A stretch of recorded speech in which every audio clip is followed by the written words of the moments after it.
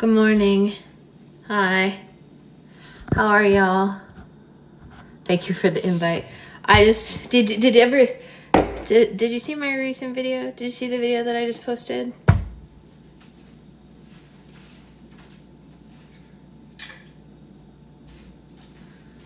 I also forgot to bring my tripod downstairs, so I got the pig. I'm hooking the pig, the spoon holder, to my pans real quick like this, and then while I'm making coffee, we're gonna go up and get the, what do you call it? We're gonna go up and get the tripod, and I'll drop the spoon holder in the slime room. See? I remembered. Look at that. Shelly's not even here to know that I remembered, but I remembered no less. Yeah, poor eggs, all right. Poor eggs, poor Sasha, poor Sasha's floor.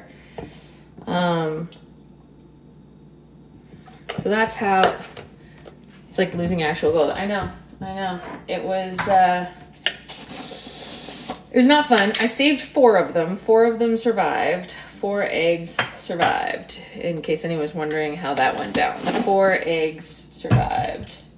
So, needless to say, am I late? No, nobody's late. There's no late. There's no early. There's no whatever. It's just chill. We're reading a book. Well, we will be after I'm done making coffee. You know. All right, so I'm gonna go and put these in this thing real quick. Hold on.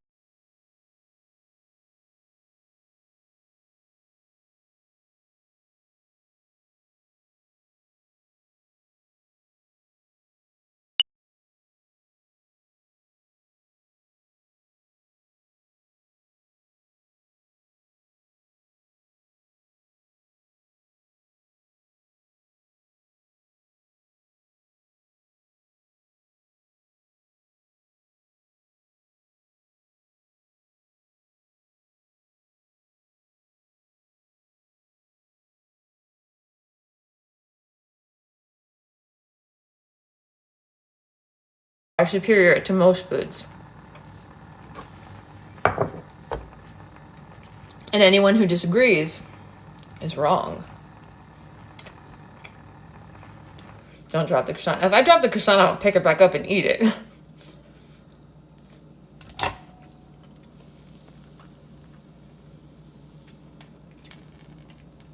Well, that was a perfect pour.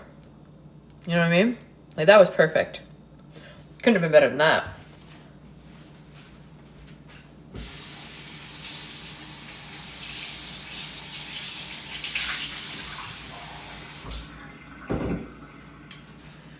I always find it extremely satisfying when the amount that I make is like perfect, you know? I don't know why. It's just, you know what? I don't trust myself to do that. I'm gonna hold the coffee cup with a handle because, you know, it's one of those days. TikTok doesn't like when I try to pin my own comments. That's so weird. I saw a video that said to eat Costco croissants like your life. Yep. See, it foamed today. It's better already. I agree. It is better already. How's your garlic croissant too? Oh, that sounds amazing. Can't be too careful today. All right. Ooh, that was loud. All right, we have water. We have coffee. We have books. Morning, Jody.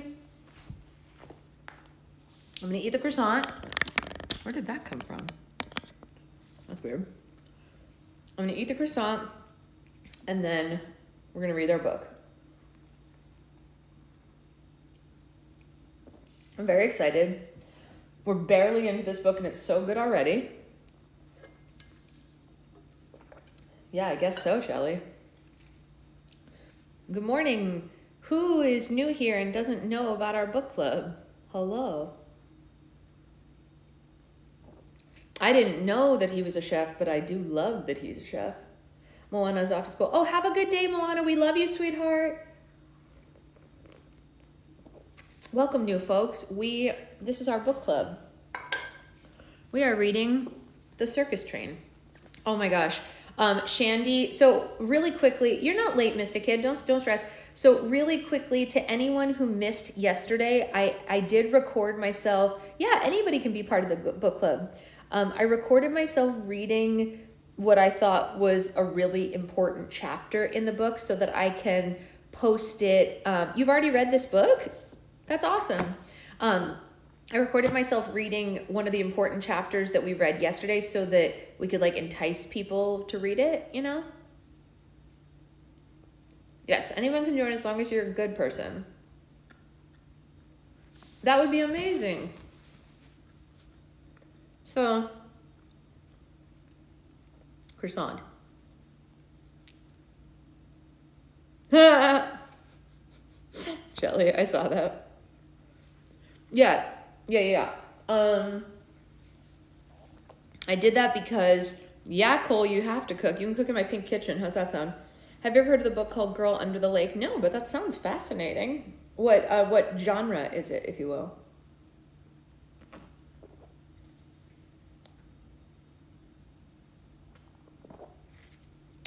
Okay.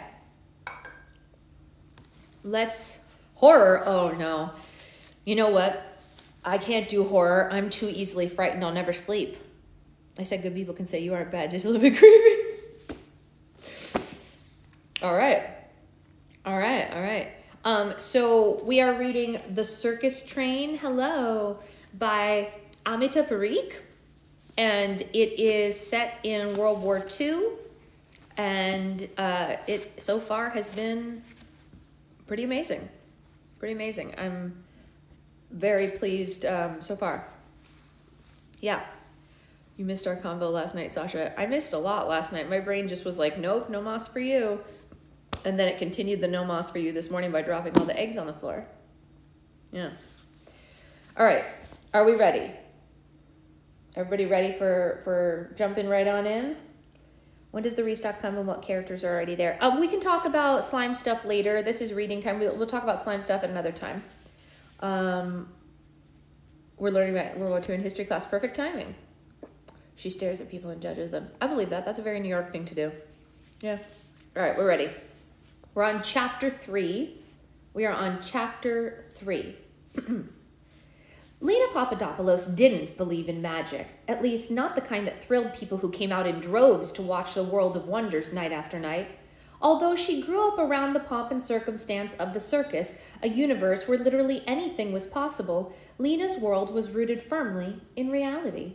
Having used a wheelchair since she was old enough to remember, her condition acted as a great divider, separating her from other children and the adults that she lived with. Though they ate the same food, slept in the same carriages, and enjoyed the same music, Lena's disability had taught her the harsh truth. She was different, and people didn't like different. It hadn't always been so bad. As a very young child, Lena's physical condition had the opposite effect, drawing kids to her like bees to honey. 4-year-olds had yet to form strong opinions on what was right or wrong, good or bad, and they flocked to her in droves, daily. She recalled one occasion when a group waited outside the infirmary for hours. When she finally emerged, they threw themselves at her, begging to be taken on a ride. They'd crowd around her during meals, running their hands enviously over the metal and wooden framework of her chair, peppering her with questions and looks of envy. I'm on the FYP? Oh my goodness. For this live? That's crazy. I don't want to walk, one pouted, crossing her arms. Don't be silly, the child's mother had said. The poor girl had polio as a baby. Would you like polio? Yes, the girl had screamed back. I want to ride around everywhere just like her. But as the years sped by, curiosity gave way to rejection, the limitations of what Lena could do and couldn't do dawning on the others. She quickly turned from an attraction to a liability. At first, the children made valiant attempts to include her, but it eventually became clear that it was easier not to ask her to participate in their activities in the first place. No matter how hard they tried, it was impossible to play hide-and-seek or netball with Lena without having to make drastic adjustments to the rules. Slowly, the gap widened, made worse by Lena's frequent coughs and colds, the result of a chronically poor immune system. Stuck inside the infirmary carriage for long stretches of time with nothing to do, Lena took to observing Dr. Wilson. She sat in her bed, listening as he diagnosed all manner of ailments that plagued the performers who came through to see him: measles, tuberculosis, influenza, and typhoid. Ankle sprains, bruised quadriceps, and torn ligaments, high blood pressure and hairline fractures, and, for one poor fellow, a case of early onset diabetes. Lena watched curiously as Dr. Wilson talked each patient through their condition and prescribed a course of treatment: medications, rest, cold or hot compresses, lymphatic massage, and more. While other children her age practiced card shuffling and tightrope walking, Lena slowly but surely learned the names of all the muscles, arteries, and veins that snake through the human body. She memorized home remedies, writing down recipes for tonics in a little leather notebook that she kept at her bedside. She observed how pills were measured and dispensed, and when she was old enough, Dr. Wilson let her conduct inventory on his plethora of tinctures and vitamins, and Lena would sit for hours copying the names and dosages carefully into the ledger. When Dr. Wilson wasn't around, she paged through his collection of textbooks and medical journals lining the back wall of the infirmary carriage, learning all about calculus, astronomy, physics, and organic chemistry. Sorry, a friend of mine was just texting me about the Run Disney thing. Somebody forced me to be productive. Okay, what do you need to do to be productive? I'm really good at motivation. Let me be the motivator. What do you need to do? What's on the productive list? Like how I just got creepily dishes. Do you have a dishwasher? Clean. What room?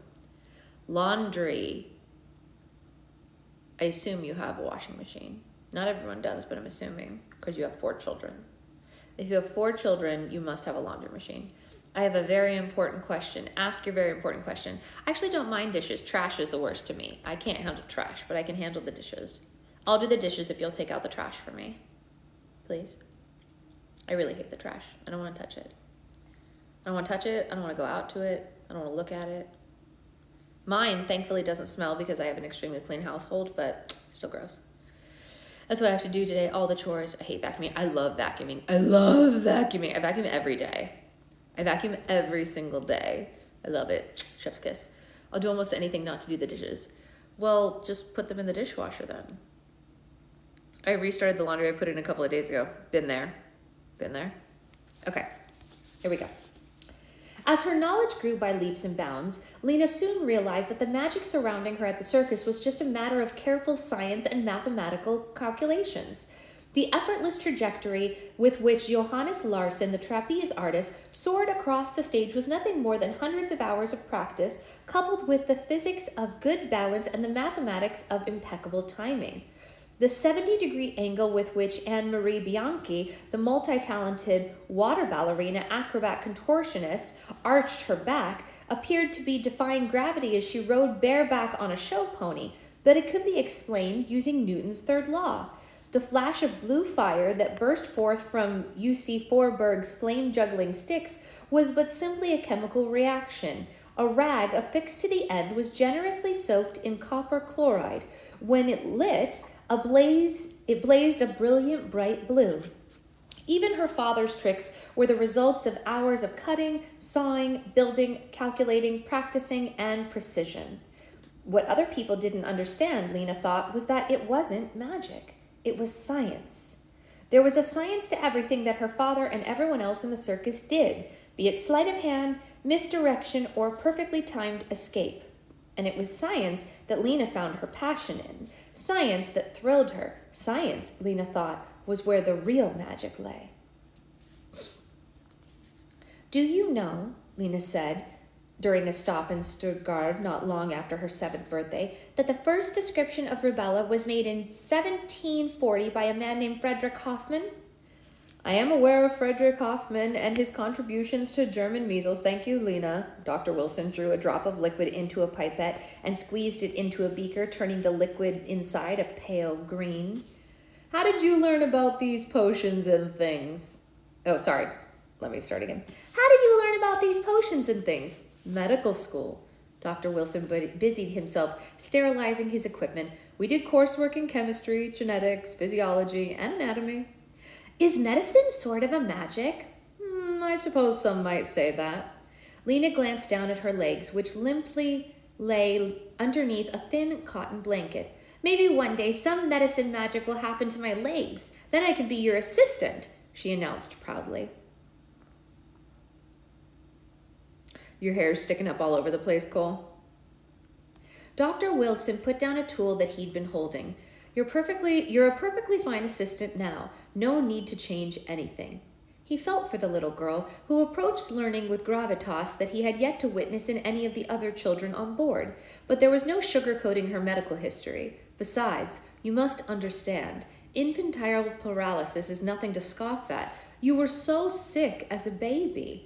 But it would be an interesting experiment, wouldn't it, to try? I'm much better than I was when I was little, aren't I? And you said medicine's always improving. Dr. Wilson hesitated. The girl had been lucky enough to just survive polio and the host of other ailments that she'd had as a baby and a toddler. To think that she would one day improve to the point that she would walk normally was next to impossible. Not wishing to let her down, he hastily changed the subject, relieved when she didn't bring it up again. But when Theo came by that evening to check on her long after she'd fallen asleep, Dr. Wilson pulled him into the hallway. What's the matter? Leo whispered anxiously. Dr. Wilson cleared his throat. It appears Lena has reached an age where she's aware of how different she is. She can see her limitations, but she no longer wants to accept them. The doctor who delivered her told you as much. It would be difficult for her to walk in the best of cases. Dr. Wilson paused. On the upside, her mind is sharp. And she loves to learn, but the girl is lonely. Theo's eyes crinkled and he burst out laughing. Don't be absurd. She's with you or Clara all day and I spend hours with her every night reading and drawing. She doesn't want us. She wants to be with children her own age. Do you know, she's asked me twice if she can go to school outside of here? Dr. Wilson shook his head. She doesn't feel like she fits in. Good morning, Bee. Yeah, half purple and half blue is amazing. I love that. Theo rubbed his eyes. He wasn't blind. He had observed this with crushing disappointment, the way that other children ignored his daughter. But he'd naively hoped that she was too busy with her toys and books to notice. Tell me, James, he said wistfully, is there a prescription for loneliness in that medical bag of yours? He smiled sadly, lapsing into a quiet thought for a moment. Might I take her out? He began cautiously. Her lungs do seem stronger, and there's so much to see outside the circus walls. Hey! Yes! PD Day! Professional Development for Teachers! This is such a great book. I think you'll love it. It's a really, really good book. Theo felt a buzz of excitement, thinking about a world of possibilities that might be open to Lena. Mondays would work, apart from when we're traveling. Would it be too risky? On the contrary, I think that would do her a world of good. Such a curious and bright mind deserves to be nurtured, Dr. Wilson replied. And the next day, Theo visited Lena in the infirmary, draping a blanket and a woolen scarf on her bed. Come, he announced, we are going out. Lena dropped the book she was reading. We are? I've got permission from Dr. Wilson to take you on a little trip. There are a few conditions, of course. 1, you have to keep warm, he said, gesturing to the blanket and scarf. And 2, if you start to feel ill, we come straight back here. Understood? Oh, Papa, thank you. Lena clapped her hands, color flooding her face. She threw off her sheet and hoisted herself into her wheelchair. "Where are we going?" "Well, that's a surprise," he said, winking at her and taking her as he walked beside her down the hall. Taking her hand as he walked beside her down the hall. The Musée Frongard, part of the École Nationale Vétérinaire Al Défaut, was not open for public viewing. But Theo managed to schedule a private appointment just the same. After all, this was what he did: bend the rules and reshape reality. And it was no different when he came to securing finest things and outings for his daughter. At the museum's entrance, they were met by the chief scientist and curator who led them to the current exhibition. The room was musty, and a few students of the Veterinary School of Medicine looked suspiciously at the man and the girl in the wheelchair, peering into each of the glass display boxes. "Hey, Addie!" When her father told her about Honoré Frongard during their journey to the museum, Lena was mesmerized. A surgeon who obtained his license in 1759, he was dismissed from his post as an anatomical professor because of his outlandish ideas. As she traveled between the rooms, stopping every few minutes to trail an index finger across the glass enclosures, she thought that perhaps he had been misunderstood, that his thoughts were ahead of his time. The museum was famous for its teratology collection, a fantastic amalgamation of genetics gone wrong. Lena was fascinated by a 3-headed calf, a cyclops monkey, a Janus calf, a 10-legged sheep, a Siamese twin lamb. Each one looked like it would have made a good addition to the world of wonders had it still been alive. When they reached the final room, Theo pulled out a notebook and a pencil and gave them to Lena, who sat silently in her chair and sketched what she saw. Honoré Frongard was best for his énorque, skinned real-life cadavers preserved in death as they had been in life. The most famous of these was based on Albrecht Dürer, The Four Horsemen from the Apocalypse. It consisted of a man sitting on a horse, the horse's rope leading through the man's coat. Lena stared at it, transfixed. It was as though someone had cast a spell and frozen both the man and beast in time, and then peeled away the outer layer of their respective skins, allowing her to see their insides. Such things were too grotesque for many to look at, but others were repulsed. Lena saw beauty. Numerous arteries and veins, a network of axons and capillaries, all working harmoniously together to breathe life into every living being. She sat perfectly still as she sketched out an amateurish replica of the exhibit. As Theo stared at his daughter's face, his heart leaped. It was this face that he had yearned for, the one that he failed to see when she watched the death-defying acts at the circus. But in the musty space filled with ancient relics preserved behind glass, Lena's face shone, and Theo beamed with pride, emotion, watching over him. "Papa," Lena said. She was next to him now, clutching his hand. "Yes? Why are you crying?" Without realizing it, tears had welled up in Theo's eyes. He brushed them away, bending down to pinch Lena's cheeks and bundling her in a hug. "Because you are perfect." And so it began. Whenever they had a spare day, Theo and Lena would leave the circus grounds in search of enrichment. They visited the Palazzo Calestini in Florence and Johannisum in Vienna and the Anatomische Museum in Basel, which housed the oldest human skeleton in the world. At the end of each stop, Lena would add to her growing souvenir collection, either by sketching what she saw or purchasing one of the trinkets that they found in the shop along the way. A thermometer, a vintage brass hourglass, a heavy metal compass. In the scientific shop in Hamburg, Theo found a petri dish that now held Lena's earrings and bracelets on her bedside table. Oh, thank you, Courtney. That's very sweet. That's very sweet. On one occasion, Horace, who had been observing the jaunts with amusement, let his inquisitiveness get the better of him and asked what Lena was carrying when she returned home. Lena opened her bag and showed him an object. It was a circular bronze device etched with numerical markings. Horace turned it over in his hands, a baffled look on his face. "It's an astrolabe," Lena explained, reaching out to take it. It was used to measure time relative to the stars and planets. She spun the object around. Horace watched, waiting for it to land on a specific set of numbers. "That's it?" he said expectantly. "What a useless piece of metal." Lena watched as Horace walked away, shaking his head. She was disappointed, but not surprised. The astrolabe was, after all, no magic trick. It was pure fact, based on truth, created from a linear process of deduction and hypothesis. "What are we doing now? Because damn, I'm here for it. You have the most soothing voice." "Oh yeah, we're just reading this book." "What did I miss while I was getting started?" "She's going to museums and stuff." And so it went.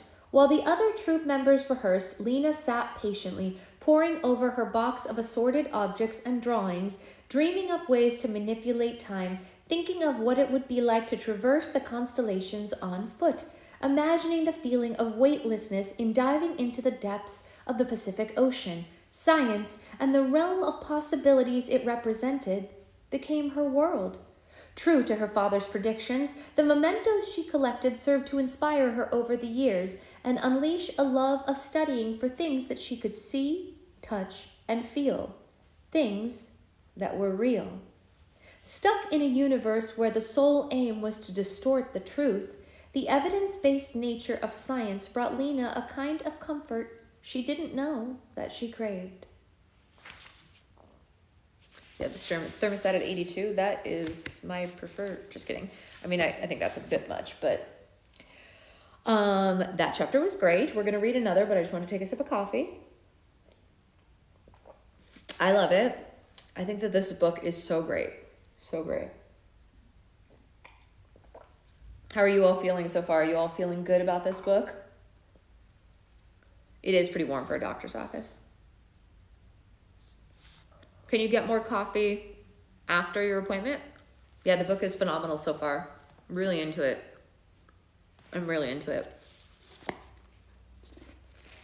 It's grabbed my attention, like, you know? All right. Next chapter.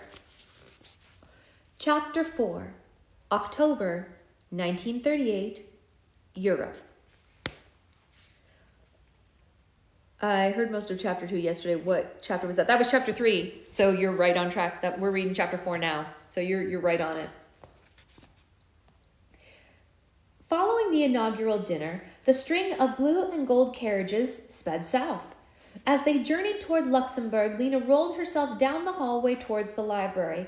Of all the carriages in the world of wonder, the library was her favorite. For one thing, she seldom ran into other children there.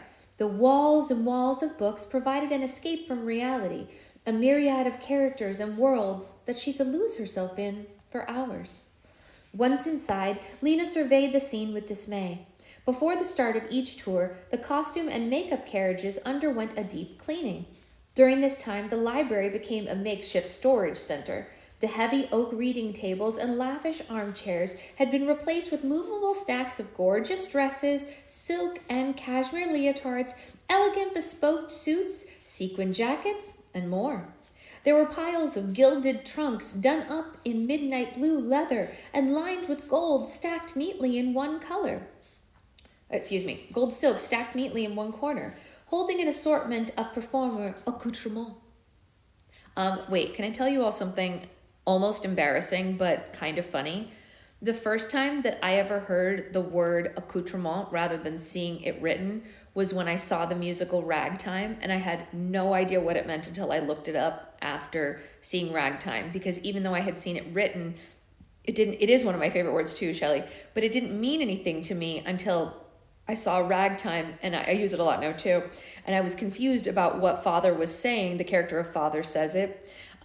It's just like stuff you need for a specific thing, Cole. It's not any specific thing. It's like, in this case, the accoutrement of the circus would be like cards and magic tricks and acrobatic equipment and whatever like that. But when I saw Ragtime, the character of Father says that he collects all accoutrement of bunting. And I was like, yeah, and it's an accessory, kind of, exactly, accessory of whatever the thing is. But I was like, what's an accoutrement of bunting? And I looked it up, and it's just hiking equipment, and I was like, oh. Has anyone ever told you that you look like Lady Gaga? No, but we do have a similar genetic background, so that wouldn't be that weird. She's also Italian, so maybe we're from a similar part in Italy. I don't know. But anyway, that is my, it's way less exciting than saying accoutrement. Yes, we are both Italian, that is true. Towards the back, a line of chairs, dressing tables had been set up. Toward the end table held a stack of clear containers filled with jewelry. Art Deco earrings and chokers, delicate studs, gigantic sapphires and opals fit for a Rajah prince, rose gold, silver, and copper rings, all organized and categorized by color and type. To the mere outsider, this room was a glimpse of the secrets of the world of wonders, a tiny sliver of what was the most magical place on earth for anyone lucky enough to attend the show. Yet for Lena, it was the opposite. It was a stark reminder of all the things that she couldn't do. She sighed, moving her chair along one of the walls, and selected a book from the bottom shelf. While rock formations native to Australia didn't sound particularly interesting, it was one of the only books that she could reach. The temporary reorganization meant that all the books that she liked had been placed on shelves higher up. Lena thumbed through the pages, barely concentrating on the words. Every year she got her hopes up that this would be the season that things changed. This would be the year she'd meet someone who accepted her for who she was, or the year that Dr. Wilson would finally come up with a medical cure for her ailments. But it was always the same. No, that's not weird at all, Shelley. That doesn't sound weird at all. The new children would be polite to her face, but she'd never really be a part of their group. They'd say, "Good morning," and "Good night," and they might ask her to sit with them at breakfast from time to time, but she would never be trusted to share their secrets or inside jokes. Still, she told herself, trying to remain optimistic, that she couldn't be upset. She loved losing herself for hours in books, and she was an exceptional student and enjoyed helping Dr. Wilson. When she really stopped to think about it, it wasn't as though she was missing anything. She never used her legs, and she'd never know what it was like to stand firmly in an upright position, to walk from one room to the next, or sprint on the sand of the beaches of the Mediterranean. Life in a seated position was the only life she knew. Lena sighed, trying to focus on her book. "Australia boasts a fascinating geological history," she read. "It's a continent that includes virtually all known types of rock, spanning 3.8 billion years. The main sections are Archean, Cratonic, Proterozoic felt belts, and sedimentary basins." Suddenly she heard a noise. "Hello?" a voice called out. Johannes, Lena thought. Placing the book back on its shelf, she inched her chair behind a rack of beaded flapper-style leotards, removing one from its hanger and draping it over her feet to make it look like she was nothing but a mass of jumbled fabric. "Is someone in there?" Lena didn't answer. She didn't want to get into a discussion with Johannes. The Norwegian trapeze artist could be so tiresome. She sucked in her stomach, closed her eyes, held her breath as if they were doing all three would prevent him from finding her. A few seconds later, he pulled apart the racks of clothes and the beads making a swishing sound, and he frowned. "You know I can see your shoes and legs, right?" Johannes rolled his eyes, and Lena wheeled herself out from behind the rack, pushing her long chocolate brown curls away from her face. Johannes had spiked his hair up into tiny points that looked like miniature icicles. He was wearing a golden silk robe, Chinese print blue and white silk pajamas, and had finished the whole look off with a pair of blue velvet smoking slippers that sported the Bennington and Sterling crest embroidered in the gold thread tops. "Shouldn't you be with Clara?" Lena wheeled herself behind Johannes to the makeup area, eventually coming to halt in her chair next to him. An assortment of palettes and brushes lay open on the table. He picked up a black pencil with a whisper-thin tip and began edging an outline on the top of his eyelid.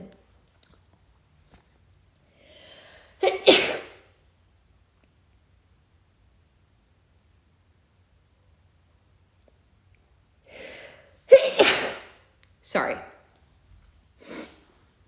I finished all my schoolwork. She undid the brake on her chair and began rolling it gently forward, and then she tried to push herself backwards when she reached the table using the soles of her shoe.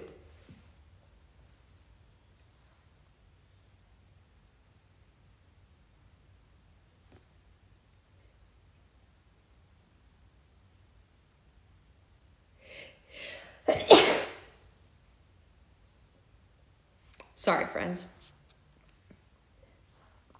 So you decide to come here to annoy me? Johannes blinked adamantly before he started on his other eye. I didn't know that you'd be in here, Lena retorted. She pushed back and pushed, but nothing changed. Sighing, she rolled herself back and tried again. Well, what about your father? Lena shrugged. He just told me to stay inside my room. She furrowed her brow as she willed her feet to work. I don't know how you do it, Johannes continued, letting out a loud sigh. Must be awful to be stuck inside all day, unable to move the way you want. Lena pressed her lips together. Johannes's dramatic temperament suited the circus perfectly. It's actually not that bad. Johannes dipped a brush into a pot of gold flakes and gingerly began patting his cheeks. I guess. But don't you ever wish things were different? That you could change? That you could finally have some friends who weren't an old British doctor and a spinster governess? Clara is not a spinster, Lena shouted. Although there was more than the thread of truth to what he'd said, she would never admit it to him. Johannes gossiped like it was his job, and she didn't want anyone, especially not her father, thinking that she wasn't happy or grateful for what she had.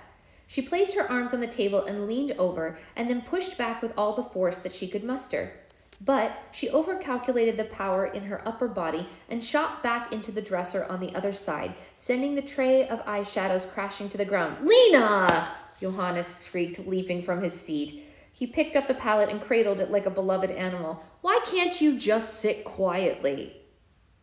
Lena was about to shoot back that Johannes was by far the loudest person she'd ever heard, but she held her tongue.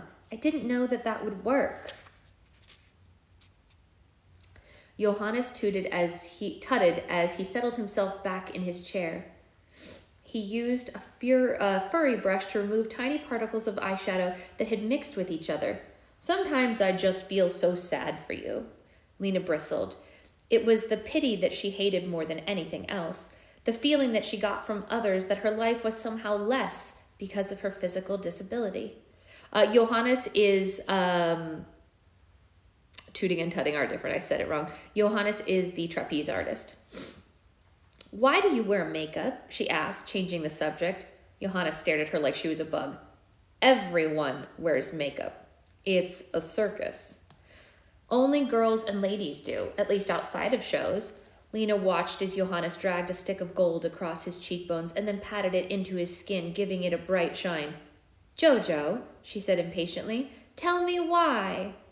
Goodness, Lena, I wear it because I feel like it, Johannes answered, exasperated. Because I can, because I want to, he said, pausing to look in the mirror. Satisfied with his reflection, he stood up. You know, just because someone says you have to be a certain way or only do certain things, it doesn't mean you have to listen. He whipped the ends of his robe across his body, the golden lengths of ties flying into the air, and sashayed towards the door. Remember, even Cinderella got her wish to go to the ball. Oh no, is that my internet or hers? Wait, what happened? This sounds like us last night. It does sound like us last night. This book is great.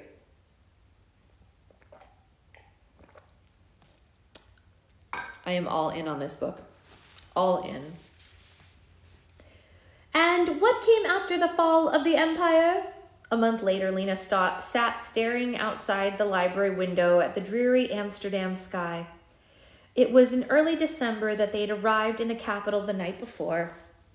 Despite a good night's sleep, Lena was having trouble concentrating, mostly because she knew everyone else was out. And by the way, I did accidentally say tooted instead of tutted, but I dare you all to perfectly read out loud every time. It's hard to read everything out loud and never make a mistake.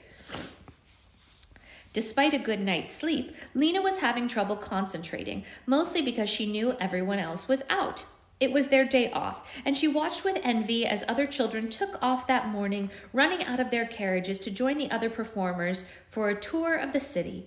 She knew that her father would have done his best to take her along, but he was tied up in meetings with Horace all day, so Lena had no choice but to stay behind. Oh, girl, I can't even read internally. Toot, toot, tut, tut. I make mistakes reading in my head. I mean, we all do. We all make mistakes, right? It's just funnier when people say it out loud and you hear the mistakes. Hey, Missy, how was your thing? You read beautifully. The brain does interesting things when reading aloud. It does. Yeah. No, it does. It does. Did you hear me? Clara arched an eyebrow. Lena twirled her pencil around until it dropped on the floor. She leaned over in her chair and strained to reach it. Yes. She loved Clara, but there were days that she yearned to be away from the circus. She wished at times that she could simply attend a normal school with regular classmates who weren't off studying the art of contortion or training in acrobatics. She thought about asking her father many times, but always stopped just short of getting the words out. He would never let me go, she thought, as she retrieved the pencil and straightened up. Clara glanced at the clock. Almost 11. It might do the girl some good to have some free time, an opportunity to explore the carriages without fear of running into other children who might poke fun at her. She cleared her throat and began rubbing the sides of her temples. You know, I'm suddenly not feeling so well. Why don't we take the rest of the day off? Really? Lena brightened and then did her best to hide it quickly. Really? Clara smiled warmly. We'll pick up tomorrow. Mommy, my neck is broken. Oh, God. Oh, God. That's, I mean, you know what the really good thing about that is, Becca? That if he can say it, you know it's not true. Right? I mean, so like,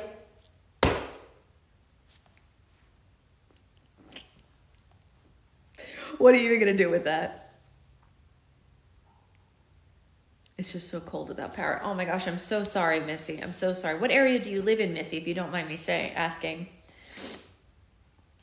Lena stacked her books and pencil case on one of the lower bookshelves and set off for the kitchen. Mario, the resident chef, always had something scrumptious for her to eat. Lena moved leisurely through the halls, stopping to admire the paintings and furnishings she skipped over in the presence of other people. The World of Wonders was a series of luxurious train carriages, instantly recognizable by their blue and gold coloring, an upscale alternative to other circuses, which Horace deemed pedestrian. At each stop, the circus acts were held in a palatial octagonal tent, fashioned out of thick midnight blue panels flecked with gold that made it look like it was glittering from afar. Hello! Inside, a foyer with lanterns allowed patrons to mingle before proceeding to the grand stage and seating area where the performances took place. The carriages were linked together by blue metallic planks. Residents could move easily between them by pulling the levers on the blackened glass doors that enclosed each one. Unlike most trains, the World of Wonders circus train had a hallway that ran down the middle of its carriages with rooms on either side. The carriages could also be disconnected from each other easily and rearranged to create an intricate labyrinth if Horace so desired for a particular performance. Theo had gone to great lengths to ensure that the entire operation was easily navigatable for Lena, insisting that every lever and doorknob be placed at a height that was low enough for her to reach, and that the hallways were wide enough to safely accommodate her wheelchair, and that the connector planks had tiny rubber markings to stop her from skidding. Lena had nearly reached the kitchen when she saw the door to the food supply carriage slightly ajar.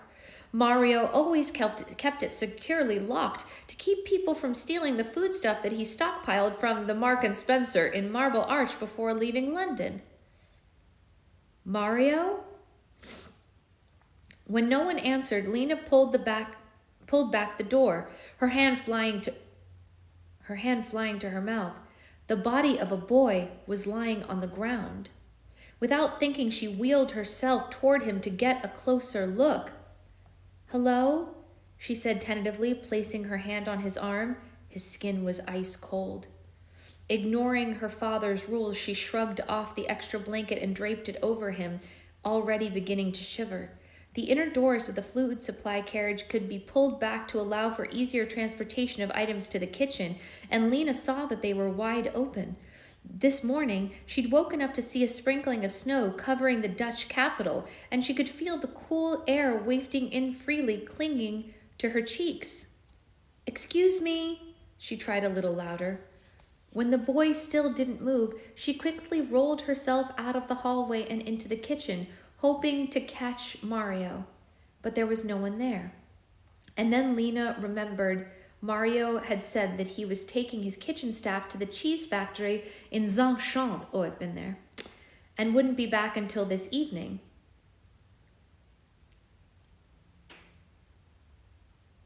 You're in Texas? Ugh. Unsure of what to do, she pushed herself back to the boy. Okay, she thought. She needed to remain calm. That was the first thing Dr. Wilson always did when presented with a new patient. Oh, you're in California? That's crazy. Oh, I'm sorry to hear that. Oof.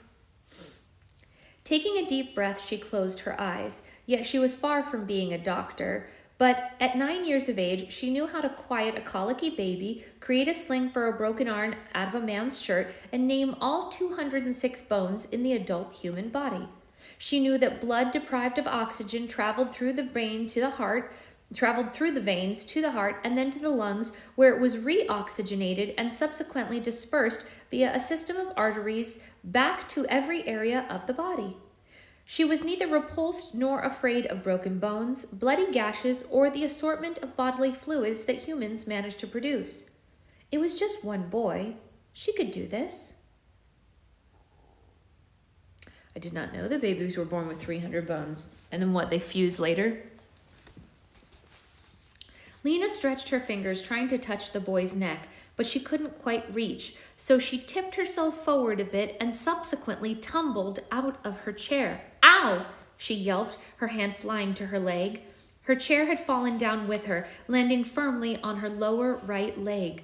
She hauled herself up into a sitting position and pushed the chair back upright, and then grimaced as she pulled up her skirt. As expected, a gash had opened up and fresh blood was now pooling around her shin. But it was her ankle she was worried about. She'd twisted it as she fell, and she could see it was starting to swell inside of her stocking.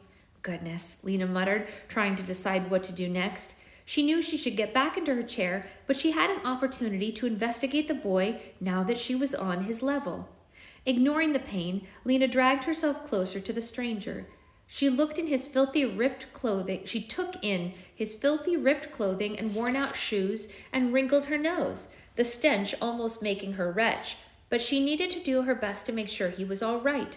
Holding her breath, she placed 2 fingers on the left side of his neck and waited. Please, she said to herself, please be okay. She felt a faint but steady heartbeat thrumming against her fingers and breathed a sigh of relief. He was alive. She began touching the boy's pockets, trying to find some kind of identification, and landed on a rounded lump in his coat. She reached in and pulled out a packet of half-eaten chocolate digestives. Placing it to the side, she continued patting his clothing, eventually feeling the outline of a thin book. Carefully, she took it out of his trouser pocket. It was a German passport, the cover weathered. Pushing herself up on her elbows, she began thumbing through it. The boy was well-traveled. The pages were full of stamps from across the continent. Perhaps he'd arrived for an audition and gotten lost on his way to Horace's study? Outside, the wind was picking up and bringing with it an even bigger chill into the carriage. Oh dear, Lena said. The boy's cheeks were ruddy with cold. She remembered how quickly she caught chills and worried the same thing might happen to the boy. She tugged off her cardigan and draped it across him. She'd done all she could at this point, and she needed to get help. Leaving the passport on the floor, she dragged herself back to the chair, hauled herself up, and took a moment to catch her breath. And then she took one last glance at the boy. Don't worry, I'm coming right back, she said before exiting the carriage. In here, Lena said to Anna Maria not 10 minutes later. She'd run into the water ballerina on the way to Horace's study and immediately told her what happened. Anna Maria had tasked one of the other performers she was with to alert the others and accompanied Lena back to the food supply carriage. Anna Maria knelt beside the boy and Lena pulled up next to her. While the water ballerina tried to wake the boy, Lena frowned at her own leg and pressed the fabric of her skirt against the cut. Around them, the crowd of performers began to swell in the tiny space, their hurried queries ringing in Lena's ears. Is he dead? Where did he come from? Should we check the other carriages for stowaways? Where is Dr. Wilson? Anna Maria asked. Gone on a boat trip down to the Herkengaard, one of the clowns answered. Don't touch him, you might get some sort of disease, Johannes shrieked as you see the Swedish flame juggler knelt down by the boy and pulled a packet of crisps from one of his pockets. Thief, Johannes continued accusingly. Someone call the police. That's enough, Jussi scolded. The poor boy was probably starving. Johannes sniffled but didn't say anything. Lena glowered at Johannes as a fury of murmurs rose up. The pogrom, Jussi whispered. Then Lena saw him pointing to the passport she'd found earlier. It was only then that she noticed the letter J stamped on it in bold red ink. Get out. Come on, get out of my way. Horace steamrolled in. His humongous belly was parting the crowd. He stopped abruptly, seeing Jussi holding the passport over the boy. What's this then? I found him lying here, Lena pointed to the boy. Horace's gaze flitted from the boy to the passport, his eyes narrowing as he did so. He snatched it out of Jussi's hand and then began thumbing through it briskly. Where is she? Where's my daughter? Theo anxiously pulled his way to the front. Lena, are you all right? Lena nodded. I came in looking for some cake, but I found this boy lying here all alone, and I wanted to help him, she added, lest Johannes try to accuse her of being a thief as well. But I fell, she said, pointing to her leg. I think it's twisted. We must get you to the infirmary. Theo wrapped his coat around her shoulders. Wait, Lena said, watching Horace page through the passport, his face growing redder by the second. What about the boy? Jussi, Theo said. Bring him to the infirmary carriage. Dr. Wilson will... They will do no such thing, Horace said, fuming. We do not associate with people of such backgrounds. He flung the passport onto the floor, disposed of him immediately. Then he pushed his way out of the carriage, his breath creating miniature white clouds in the chilly air. The troop members glanced at each other.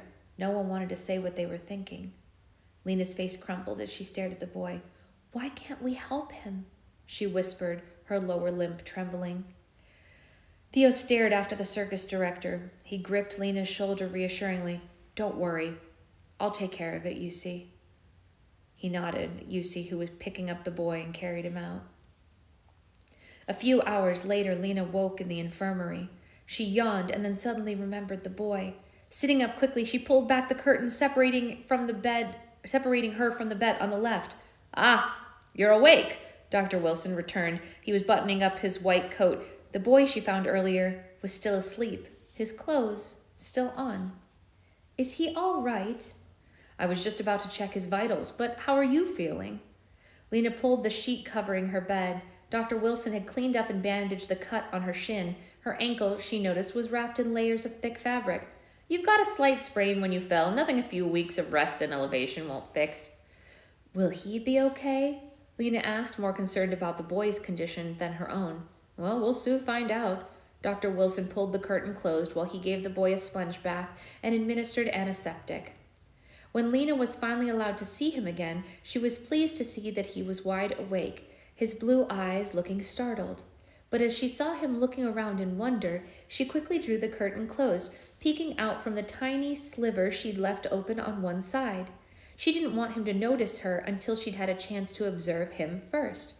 3 weeks earlier, she'd received word of an attack that had happened in multiple cities across the continent. Storefronts, synagogues, schools, and Jewish-owned businesses were ransacked, their windows smashed. Leo stroked Lena's hair as she lay in bed. The newspapers were calling it Kristallnacht. What does that mean? The night of crystal. Jay is dutifully doing all the dishes downstairs. What a win. What a win.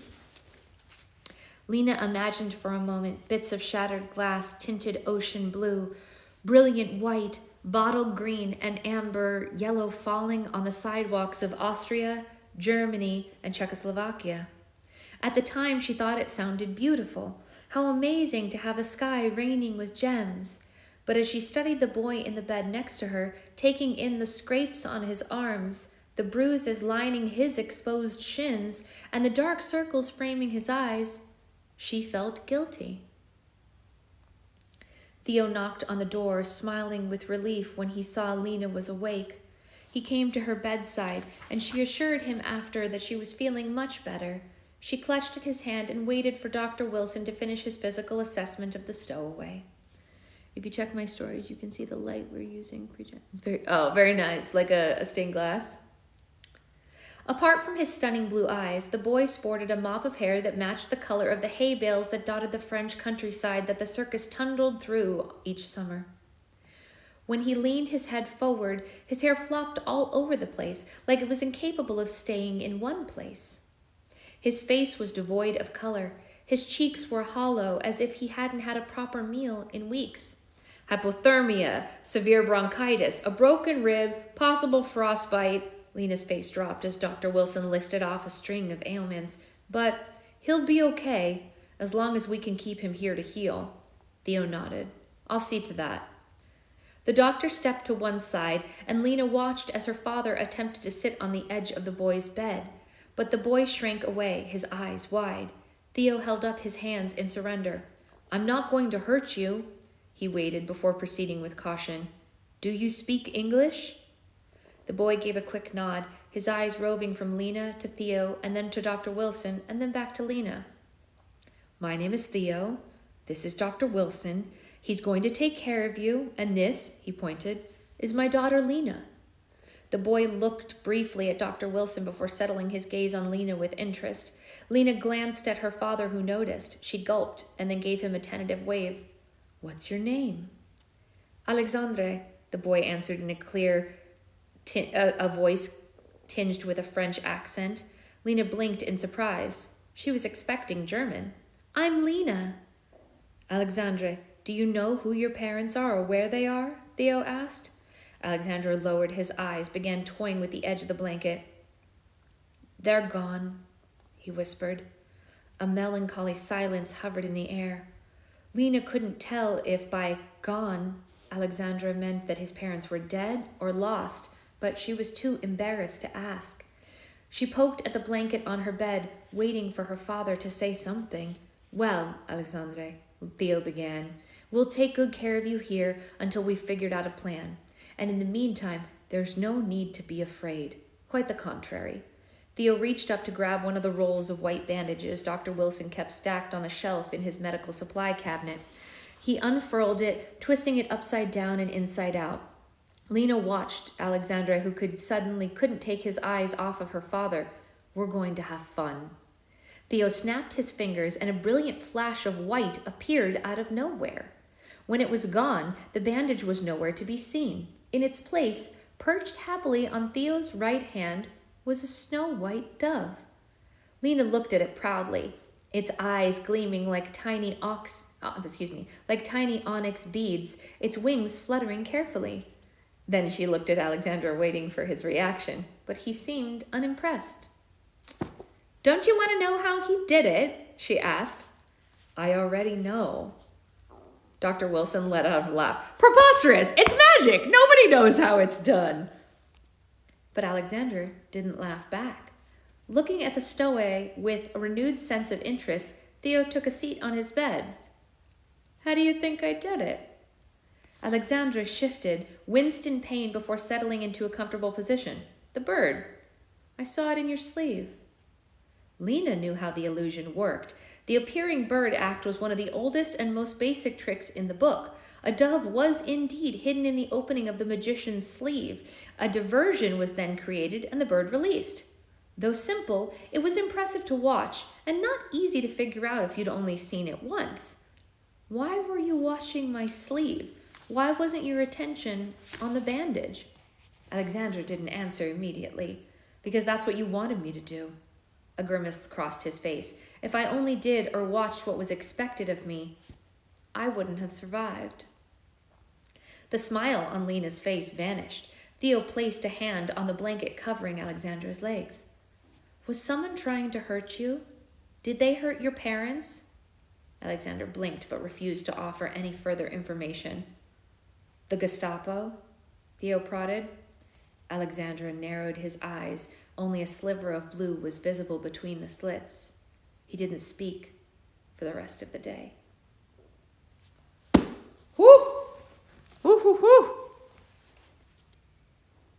Well, we found him.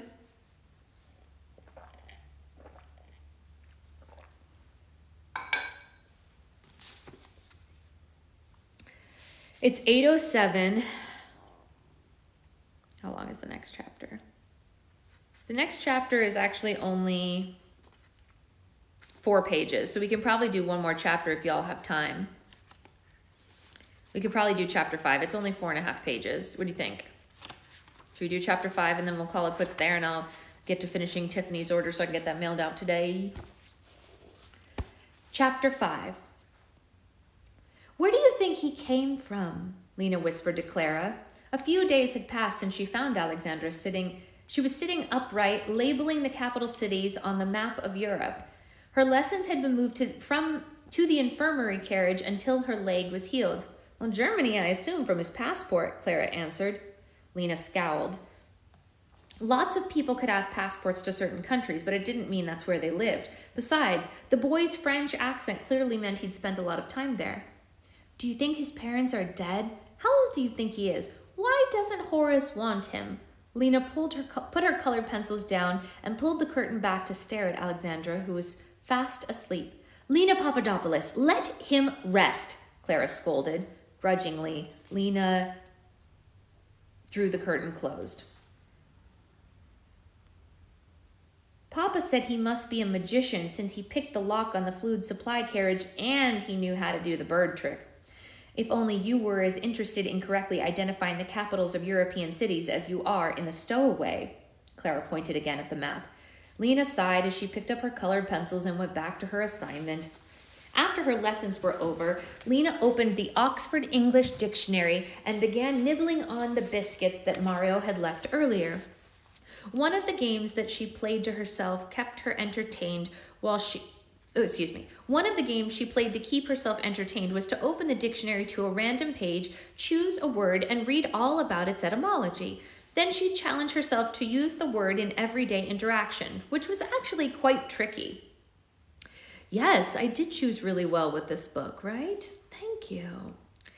Metamorphosis, Lena said, from the Greek metamorphon, which means transform or change shape. She picked up another biscuit, split it open, licked the chocolate cream filling inside. Are you going to eat all of those by yourself? Lena dropped the other half of the biscuit. Alexander had pulled back the curtain and was watching her with an amused expression. How long have you been awake? He pushed a lock of floppy hair out of his eyes. Long enough to hear you asking about me. He pointed to the dictionary, a hint of a smile on his face. This is a fun game, no? Lena scowled. You shouldn't spy on people. You were spying on me. I wasn't spying, Lena said, her face going red. I was simply making conversation. Alexander slowly pivoted his body in her direction, grimacing slightly from the pain. Here are the answers in case you're still wondering. Your teacher was nearly right on the first one. I was born in Germany, but I grew up mostly in France. Marseille, to be precise. Number 2, yes. Number 3, I'm 12. Number 4, because I'm a Jew. He pointed to Lena's plate. I'm sick of the potato chowder the chef keeps serving. Do you feel like sharing? Lena grinned and passed him the plate of biscuits. She just watched him take one, pull it apart, and lick off the chocolate cream icing just like she'd done, smacking his lips happily. She closed the dictionary, trying to think of something to say. Where were you before you came to Amsterdam? Roldenham, he said, shoving another biscuit into his mouth. Why? He paused. Family holiday, he answered, before launching into a coughing fit. Lena held out her half-empty cup of water, and he took it, sipping slowly. Thanks. You're lucky you don't have pneumonia. That can kill you. So can pertussis and diphtheria. Lena listed off different tracheal infections that she'd committed to memory. Alexandra took another sip of water. You certainly know a lot about coughs. Lena shrugged. I read a lot. Not much else to do here. Alexander's eyes widened and he opened his mouth to speak, but instead he launched into another round of coughing. That's what it says, pertussis. Yeah, I don't know. And that's exactly how it's spelled, too. Pertussis. Hold on. I'm going to sneeze again. Good Lord. Come on, Sasha. Get it together.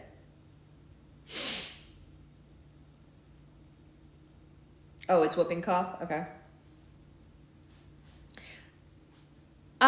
keeping our stowaway on his toes, I see, Dr. Wilson said to Lena as he entered the infirmary. There, he said, rubbing Alexander's back.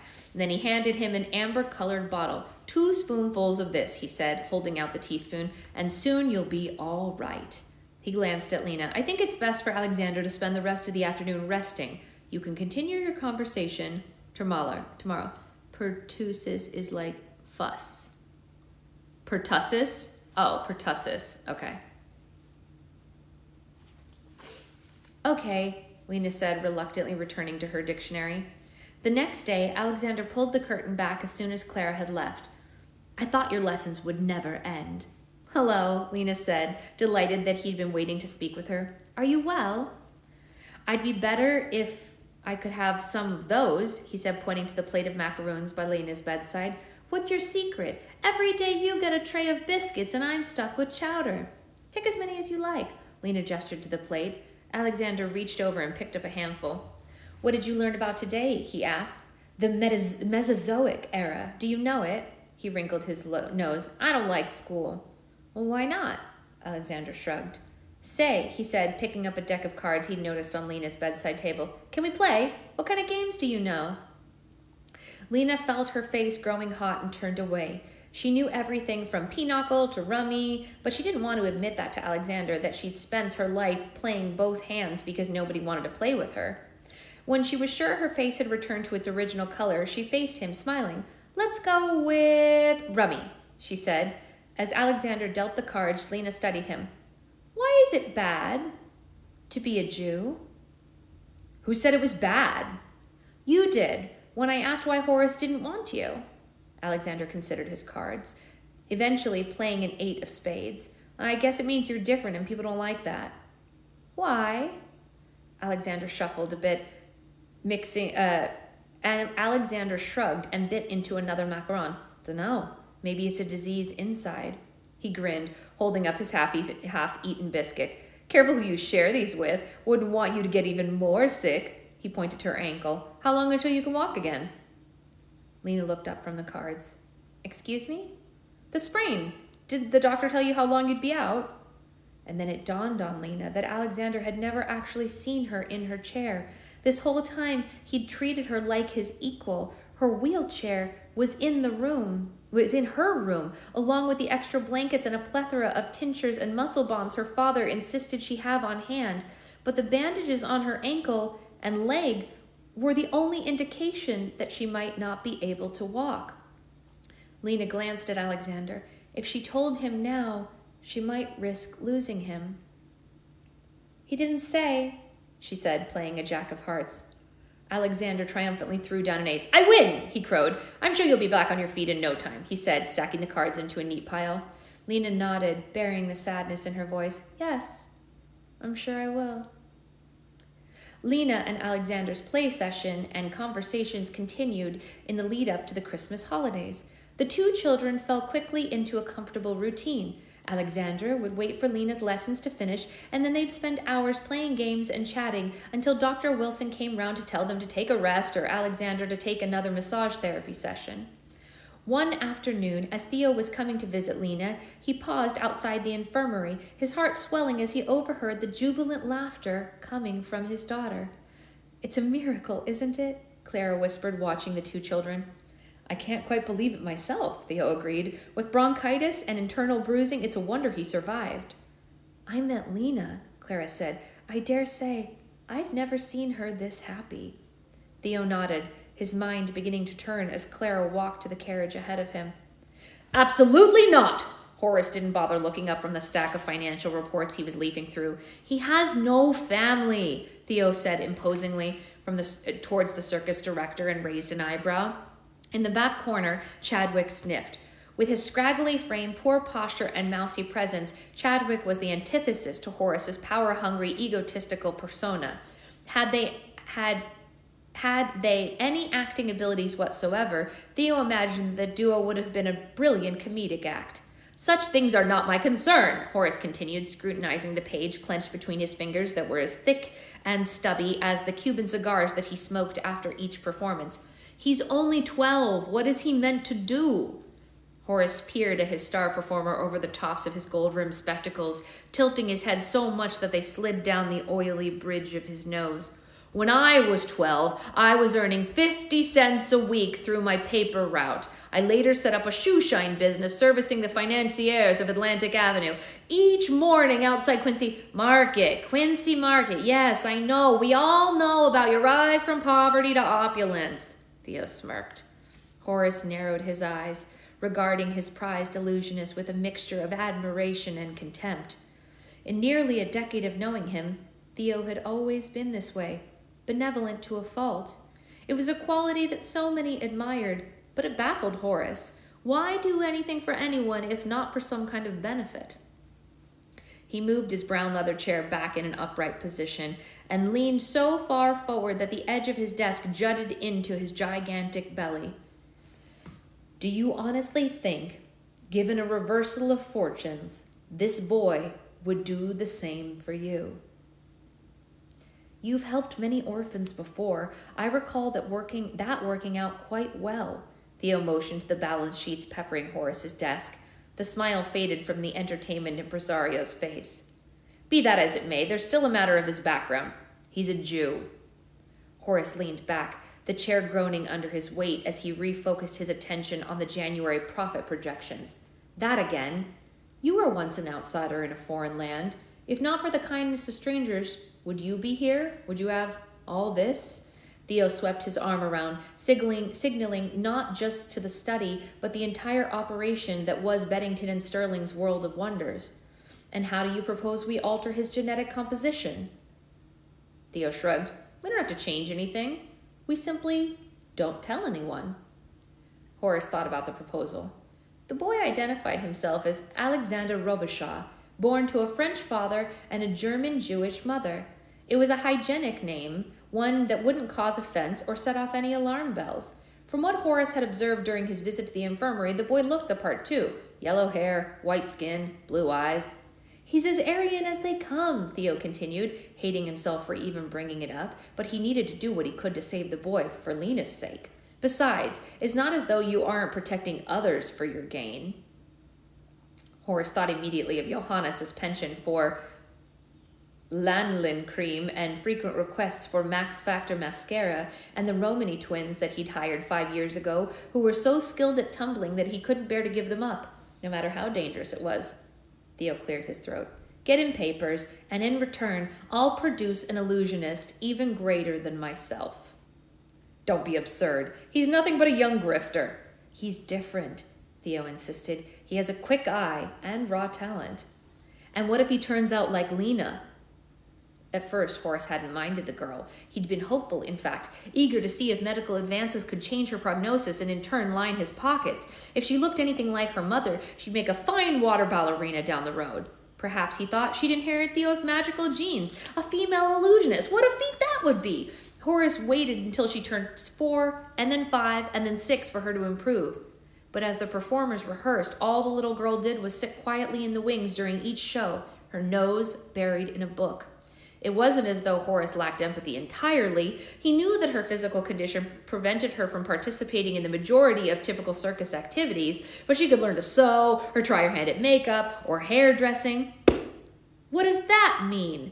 Theo bristled. Simply that she does no work for the circus. Suppose the boy's medical condition doesn't improve. Having one mouth to feed that brings me nothing in return is one thing, but 2, Horace instantly regretted his words.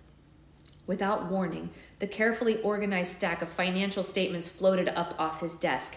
As he cried out in frustration, each paper began spinning around, slowly at first and then faster before it was engulfed in a growing cobalt blue flame that materialized from thin air.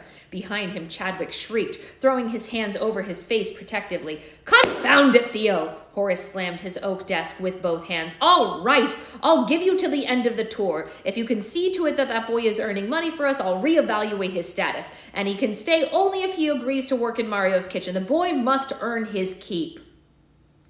Theo considered the offer. It was not a lot of time, but he would have to do it. Draw up his papers tomorrow. Theo tossed the passport to Chadwick. Burn this. Now, my papers, Horace said irritably. Immediately, the blue tornado disappeared and the pages flying around settled themselves into a neat pile on his desk. Chadwick lowered his arms, whimpering at what he just witnessed. Horace grumbled, shaking his head as he picked up the top sheet. His face reddened and he bellowed loudly, "Theo, these are all out of order!" But when he looked up, the illusionist was gone. Damn, you're right. This would make a really good movie. Oh my gosh, this book is so good. Ah! I love this book. I'm really in it. Like, I'm all in on these characters. I am all in on these characters. Like, good or bad, they're very interesting characters. Like, no matter, you know what I mean? Like, so here's the thing. When I'm reading a book, I try not to place moral judgments on the characters, especially when it's a fiction book. You know what I mean? Like, I love a lot of things about Horace. He obviously has really bad takes on a lot of things, but he's also a part of a world that none of us can ever understand because we don't know. It would make an amazing movie. You know, I mean, it just, wow. This is so good. It's so good. I'm really, really impressed with this book. Like, this author has a reader for life out of me after this. I mean, so much fun. Yeah, I've definitely read Hunger Games and we're going to read it again, but, and Hunger Games is amazing too, but like, this is just, I don't know, there's something really cool about this. And you know what's really, really interesting? I'm going to say something and I hope I don't get in trouble for saying it. It's so good. Can you say what chapter you're on? I'm flying to see if I can catch up. Yeah, absolutely. We just finished chapter 5. Chapter 6 is what we'll start on tomorrow. As I was reading that whole thing, about, you know, his passport and then finding out that he was a Jew and all that stuff, I was reading it aloud, right? And I was like, gosh, yeah, it definitely is Greatest Showman with more. That's exactly what it is. That's probably why I love it so much. But I was worried as I was reading it, I was thinking to myself, gosh, if somebody stumbled upon hearing me say these things and didn't know I was reading from a character's perspective, they might think that I was saying those negative things about Jews, which of course we all know that I'm not. And obviously there's no one in here to like do that or whatever, but it struck me as interesting that I didn't get a ding on my account for saying out loud all of those negative things, even though I was reading from a character, right? Does anyone else find that interesting? And a little bit like hinky? Like, I don't love that, right? Like, I'm glad that I'm not getting dinged for reading a book. Like, okay, we all know that it's a book, but do you know what I'm saying? Like, I'm saying these words out loud. I find it a bit disturbing too, Abby, because the TikTok algorithm or whatever, if you will, dinged me for saying that I didn't like something exactly. Well, even if I wasn't actually banned for saying things about the puppets, right? Even if I was dinged for saying something else, regardless of what it was, does someone have to report it? I don't know, because there was no one even on that live that I got banned for. You know what I mean? I don't know. I just think it's really interesting that puppet. Yeah. But you know what I mean? Like, I'm not trying to cause problems, but I do think it's an interesting, so when we do, everyone knows this, when we do slime lives, it's like, whatever, it's fun and all good times. But like because we're a smaller group here and we're all pretty much, you know, adults we all have, I think, aligned viewpoints politically, sociologically, et cetera, and so on. I think TikTok bots try to pick things up. Exactly. That's what I think too. I have not read that Cirque du Freak, but it sounds great. They reported you because they were jealous of your coolness. Haha, very cute, Paul. Hey, Tessa. So I just think it's really a little scary, you know, that didn't trigger anything. When I was reading it aloud, I was worried that it was going to trigger something, and then I had in my head like written up a like report back to TikTok about why I didn't do anything wrong, because I was reading a book, you know. But yeah, it is sad. It is sad.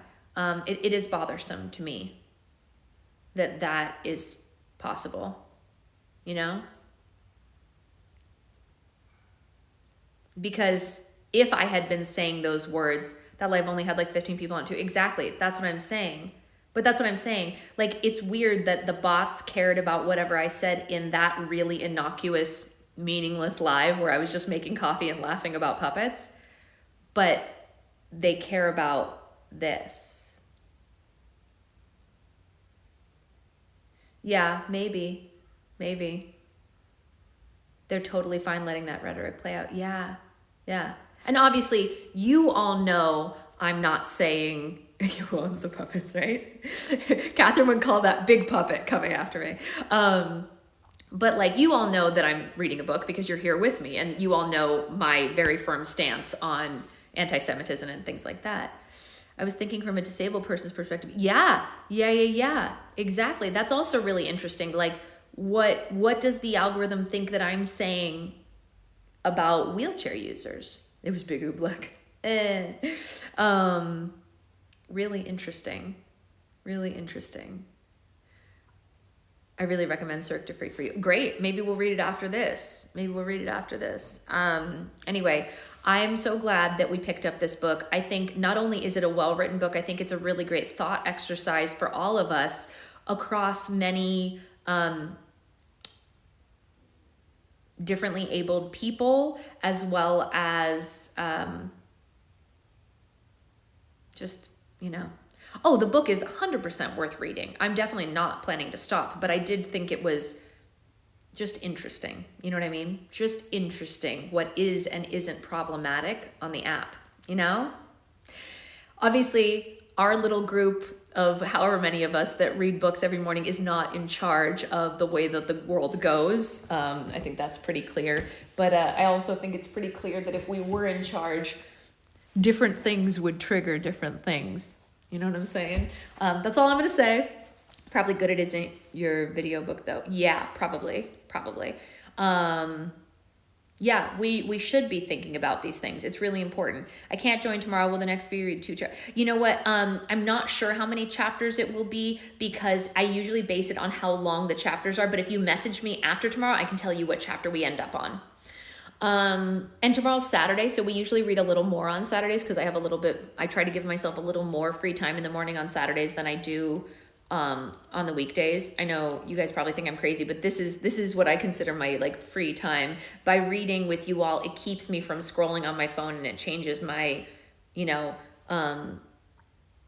frame of mind. You know what I mean? Because like right after this, I start going through emails and I start editing videos, and then I go make slime, and then I blah, blah, blah, blah, blah, blah. And my mom's going to be here soon, so I'm going to have to make breakfast for my mom and everybody. Yeah. So it is an interesting book. I'm glad that we picked it, or I'm glad that we, oh, my slipper's falling off. It's just an interesting thought exercise, this book. I think there's a lot, and I think it's really cool. Somebody said that I need to get something for myself. This was the only thing that I say is for myself. Yeah, same, Becca. Same. Yeah. I have to say I love the description of you being a body double. It made me giggle. It's true. You picked it and yeah. Appointment for James. Bye. See you later, darling. I do also think it's really interesting that our book club is comprised of people that can fit the marginalized communities mentioned in the book. And I didn't pick it for that reason. That just was a happy accident. That we do have I think at least 4 Jewish people in our book club at minimum. And we have somebody who's a wheelchair user as well. So it's very interesting. I didn't think about that when I picked the book, but it is a happy accident, right? Cole's also Jewish? Books equal knowledge, power, problems, TikTok, conspiracy. Yeah. I took a hope you enjoy Circus Freak if you read it. I think I will. Thank you. Oh, I didn't know that. Okay, so like at least 5. I'm new here and I'm a part-time wheelchair user too. Okay, see, there you go. So we've got 2 wheelchair users in our group. If anyone has questions or comes up, read the disability community. Yeah, Missy will be our what do you call it? Our resource on that front. But I think it's also really interesting because I'm absolutely certain that, actually I'm certain of 2 things. I'm sure that there are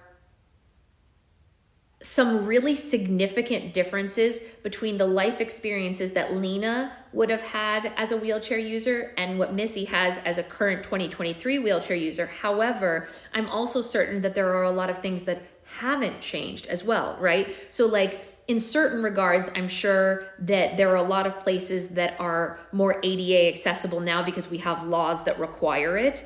You know what I mean? So there are probably a lot of places that Lena wouldn't have been able to access as a wheelchair user in 1938 that Missy can access as a wheelchair user in 2023. However, there are a lot of socio-mental things that still haven't adapted and changed despite the legal changes. Does that make sense? You know what I'm saying? So like while some stuff has changed, other stuff hasn't. I actually spent a month in Portland and the perspectives even then were different. Yeah. Really? Interesting. I hate Portland. Oh, Poland. Sorry. You did not say Portland. You said Poland. That's different. Very different. Portland and Poland are two very different places. Thousands and thousands of miles apart. I need a map. That wasn't meant to be a joke. That wasn't meant to be a joke. I wasn't trying to be funny. It was an accident. It was an accident. It's fine. Everything's fine. Nothing is broken, least of all my brain. It's just that morning for you. It is. By the way, my sister-in-law's drawing that sticker for us, the slime dripping down the walls and little me just sitting in the center going, everything is fine. She's drawing that for us so that we can have stickers. I kind of want that to be on like a mug, like a coffee mug, just like everything is fine. I think that would be hilarious, actually. I don't know why that feels like the right thing for a coffee mug. Everything is fine. I wish I could join more mornings. I know it's so hard, but it's just like, I have to do the mornings because obviously at night I have to work, you know, I need one for my sewing machine. Yeah, totally. We're definitely getting stickers, if nothing else. So a hoodie. Oh, no, I want to make hoodies. I just have to find a good quality one. You know what I mean? Like I'm really particular about how clothing feels. I have a lot of sensory issues. It is a great start to the day too. Yeah. I have a lot of sensory issues around material. So I would want a hoodie that I would want to wear all the time. I would totally be a purchaser of stickers. Yeah, I'll probably list some of the stickers on my website, but I also usually just give them away in orders for free. You know what I mean? But then again, that does raise the point that a lot of people miss out on getting the slimes because they go so fast and maybe they want the stickers anyway. So maybe I should list them for the people who aren't able to get the slimes. I didn't think about that. You're probably right about that, Missy. Can you record the lives and post them on your Linktree? Oh, that's a really good question. I wonder where I could upload them. That's a really good question. Because it's too long for TikToks, but I wonder if they're like, I wonder if I could upload them on YouTube. I feel the same way, very uncomfortable. Yes, me too. I wonder if that would be possible. Maybe I should do that. I could break it up into like 3 parts, like in 30-minute segments and put them, because YouTube's can be really long. That's not a bad idea, actually. Yeah. Okay, I'm gonna look into that. Yeah. I'll look into that today and see if we can do that.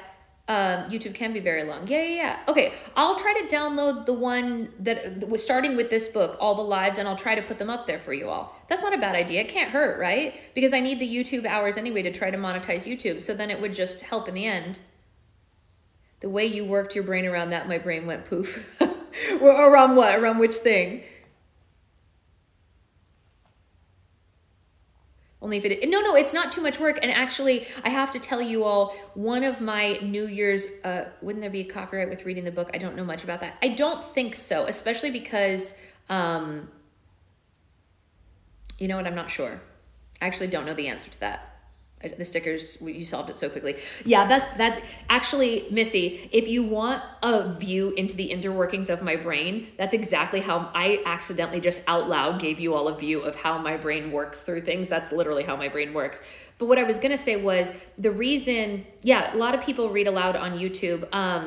We're reading a book called The Circus Train. Yeah, so it's free, not getting paid for it. Exactly. And the reason it's not more work for me is because I told myself one of my 2023 resolutions was to dedicate using more time to work on my YouTube because I've been so bad about it for the last couple of years. It wouldn't help with monetization. My YouTube channel is not monetized. It would help me getting the hours towards being able to monetize, not to actually monetize the book, but it would give me the hours towards monetization is what I meant. My YouTube is not monetized. I don't have enough hours for that because I haven't been good about posting on it. But this would give me the hours. You know what I mean? So that's what I meant with that. Yeah. And then I could just monetize my slime videos once I get the monetization rights. It's not a bad idea. All right, I'm gonna download these things. Yeah, I've heard YouTube does pay really well, and I would like to pay off my house. Totally, just not sure if uploading them as private would get you those hours. I think if they're uploaded, I'm not sure. I think so, because I think view hours is view hours. I actually have no idea. I'm really not great about, like, YouTube is the platform that I know the least about. I'm not even gonna lie to you, Addie. YouTube pays so much better than this place. Yeah, that's what I've heard. One of my friends who's a creator who has almost the same amount of followers as I do was the reason that I started working on it this year. In January, he was like, I really need you to focus on your YouTube so you can pay off your house. I was like, okay. Heard. So that's what I'm trying to do this year. I'm trying to get my YouTube monetized so that I can do that. I just try to post in general, and if you get in trouble, do it private. Yeah, I think because we don't read straight through and because we have discussion, it might go through. We'll find out. You know what? We'll find out. Because my YouTube isn't monetized, I kind of don't care what happens over there. If I have to start a new YouTube channel, oh well, I will. You know what I mean? It's like whatever. So, exactly. Yeah, it's not a big deal. We'll figure it out. It's not like this account where I have to be protective of it because it actually is my business. That is just like whatever. I'm just messing with it. Okay, cool. Well, I'm going to go get to work. I'm going to download the last, because we've only had 3 lives with this book so far, so it shouldn't be hard to put those up. And we can get discussions going about these. And it'll be for the people who miss any days, they'll be up there. And for the people who don't miss, you don't have to use them. You know what I mean? It's that simple. Okay, great. We've only had 2 so far. Today's the 2nd day. We've already read this far in 2 days. My gosh, we're bowling through this book. I love this group as well, Tiffany. I really do. Yeah, this will be helpful on days I can't focus. Exactly. We only started this yesterday. Oh my gosh, I have to tell you, that speaks very highly of this book that we already think we've been, or I already thought we've been reading it longer. Yeah, you have to count this towards your 2023 reading. I agree. I think, you know what we should also do? We should, okay, I'm going to post a video later if I remember that is like a 2023 book roll call, and everyone can put in the books that they've read, whether in and out of the book club, so that we can make suggestions to each other for books that maybe we're not reading together, but someone might be interested in. I think that would be kind of cool too. Okay, I'll see you later. Bye, guys.